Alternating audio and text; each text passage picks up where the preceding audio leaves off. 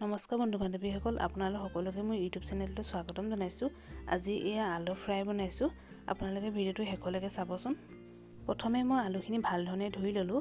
আলুখিনি সৰু সৰু আছিলে, সেইকাৰণে মই এটা আলুত 4 কৰি কাটি লৈছোঁ। আৰু মই আলু বাকলিখিনি গুচাই নাই লোৱা। বাকলিখিনি এনেদৰে থাকিলে মানে খাই ভাল লাগে। আলুখিনি ভাল ধৰণে ধুই ল'লে হ'ল। আলুখিনিত মই অলপো পানী থাকিব দিয়া নাই। এতিয়া মই এখন কেৰাহী পাতি ল'লোঁ। কেৰাহীখনত অলপ তেল দিলোঁ। এতিয়া জিৰা দি দিছোঁ আৰু এতিয়া আলুখিনি মই দি দিছোঁ।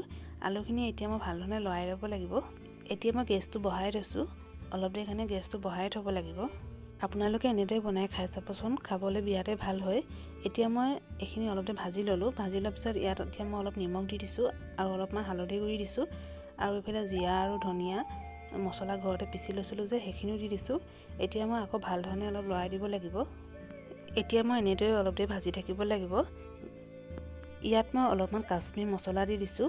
মছলাখিনি দি পিনি অলপ ভাজি থাকিব লাগিব। আপোনালোকে ইয়াত জ্বলাৰ কাৰণে কেঁচা জলকীয়াও দিব পাৰে। এতিয়া মই এইখিনি এনেদৰে অলপ দেৰি ভাজি ল'লোঁ। এতিয়া মই গেছটো কমাই দিব লাগিব আৰু মই কম জুইতে বনাব লাগিব।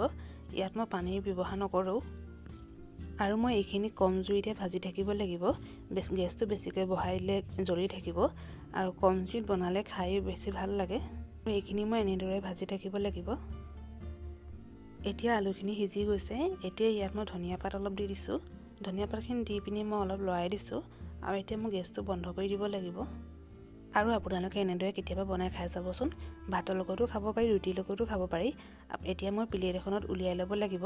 আপোনালোকে ভিডিঅ'টো চাই কেনেকুৱা পালে? যদি ভিডিঅ'টো চাই ভাল পালে লাইক এটা কৰি দিব আৰু মোৰ চেনেলটো যদি নতুনকৈ আহিছে তেতিয়াহ'লে চেনেলটো ছাবস্ক্ৰাইব কৰি দিব। আৰু দেখিবলৈ বিৰাটেই ধুনীয়া হৈছে। আপোনালোকে ভিডিঅ'টো শেষলৈকে চোৱাৰ বাবে ধন্যবাদ।